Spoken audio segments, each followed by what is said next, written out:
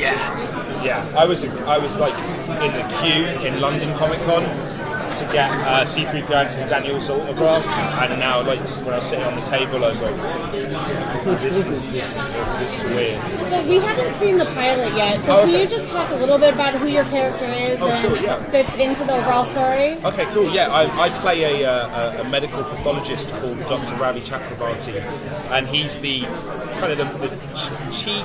I think at the moment I'm calling him the chief medical examiner at the Seattle Police Department. So his job is to perform autopsies on bodies that died under suspicious circumstances or died in prison or anything like that. And Olivia Moore works for him. And where we come into it, he's got a fresh body and no one has an identity for her. They don't know what happened. They kind of know the cause of death.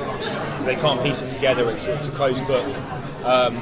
And he catches Liv consuming her brain.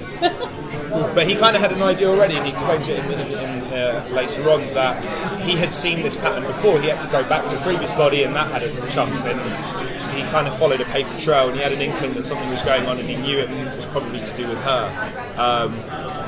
And to her surprise, he's not shocked or disgusted. He's elated. I mean, it's one of the greatest medical discoveries of the modern age. Like, this is a dead, living person.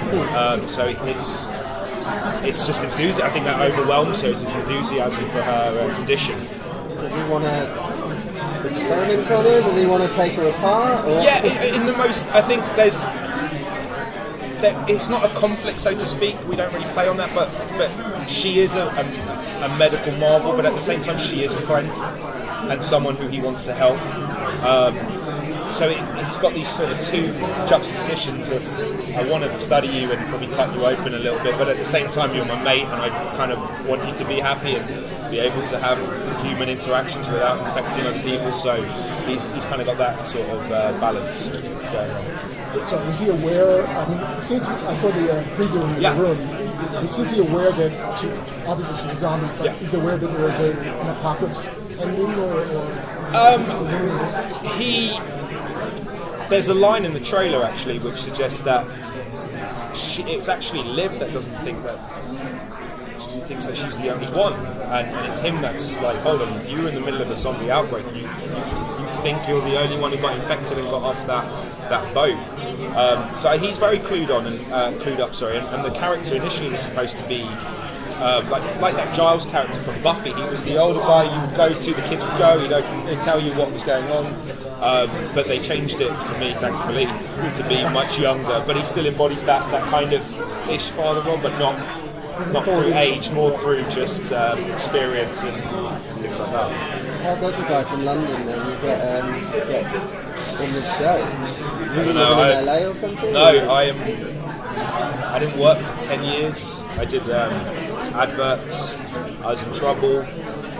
People were starting to go, hey, it didn't work out. It's time you should look for a real job.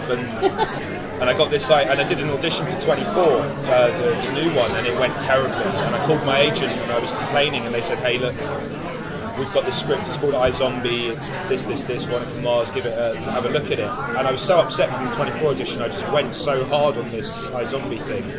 And within a week I got cast out of nowhere. They went with me, they changed the age, they saw it from a new perspective, and then I was shipped out, did the pilot, and now I'm sitting here with you fine people. It's insane. Do you get to keep your accent? I do, yeah. I'm repping the Brits. Can you tell us what's coming up for your character? Without spoiling anything, in the pilot, I mainly stick to the morgue.